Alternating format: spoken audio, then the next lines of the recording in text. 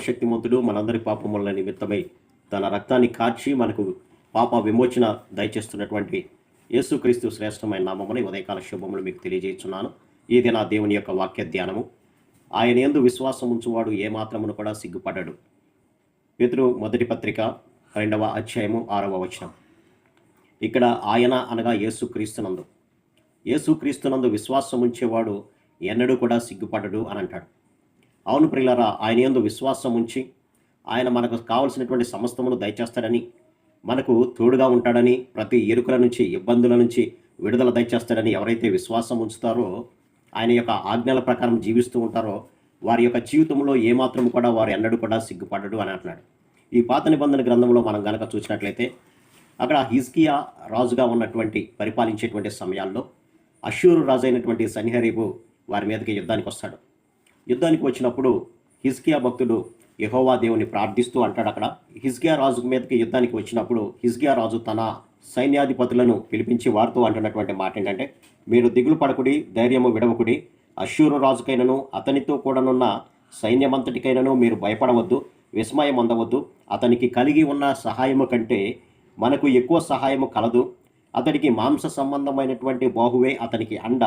మనకు సహాయం చేటుకు, మన యుద్ధములను జరిగించుటకు మన దేవుడైనటువంటి యెహోవా మనకు తోడుగా ఉన్నాడు అని హిజ్కియా చెప్పినప్పుడు అష్షూరు రాజు అంటున్నటువంటి మాట ఏంటంటే, ఎందుకు మీరు మీ దేవుణ్ణి సహాయం కోరతారు? ఇప్పటి వరకు నేను అనేక యుద్ధాలు చేశాను. వారు నమ్ముకున్నటువంటి దేవతలు ఏమాత్రము కూడా వారిని నా నుంచి రక్షించలేకపోయాయి. కాబట్టి యెహోవా దేవుడు కూడా అలాంటి వాడే. అతడు ఏమాత్రమును మీకు సహాయం చేయడు.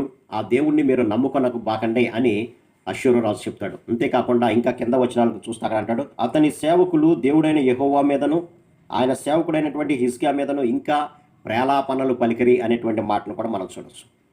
కాబట్టి అష్షూరు రాజు యెహోవా దేవుణ్ణి మీద ప్రేలాపనలు పలికాడు, హిజ్కియా మీద కూడా ప్రేలాపనలు పలికి ఏమాత్రం కూడా మీ దేవుని నమ్ముకోవద్దు అన్నది చెప్పినప్పుడు అక్కడ హిజ్కియా చేసినటువంటి పని ఏంటంటే, రాజైన హిజ్కియాయు ఆమోజు కుమారుడైన యెషయాను ప్రవక్తయు ఇందును గురించి ప్రార్థించి ఆకాశము తట్టు చూచి మొర్రపెట్టగా, కాబట్టి మా దేవుడే మాకు సహాయం దయచేస్తాడు, ఆయన ఏమాత్రం కూడా మమ్మల్ని సిగ్గుపరచనియ్యడు అని ఆకాశం వైపు కన్నులెత్తి వారు ప్రార్థన చేసినప్పుడు దేవుడు చేసినటువంటి అద్భుత కార్యం ఏంటంటే, అక్కడ యెహోవా ఒక దూతను పంపెను.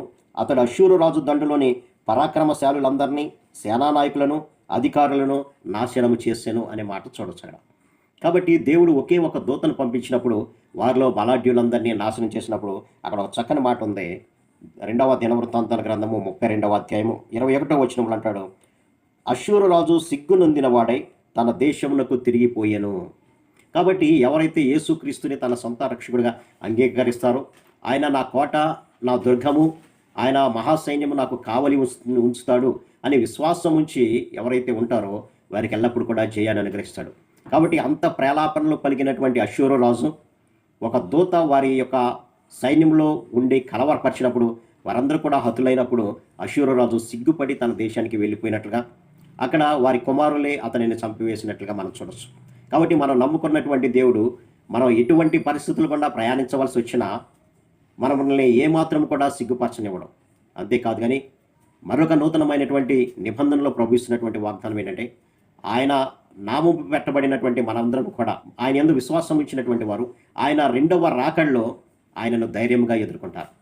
ఏమాత్రం కూడా సిగ్గుపడనివ్వడు, కానీ ధైర్యంగా ఆయనను ఎదుర్కొని ఆయనతో సహవాసం చేసి ఆయన రాజ్యంలో ఉండేటువంటి భాగ్యాన్ని ఇస్తాడు.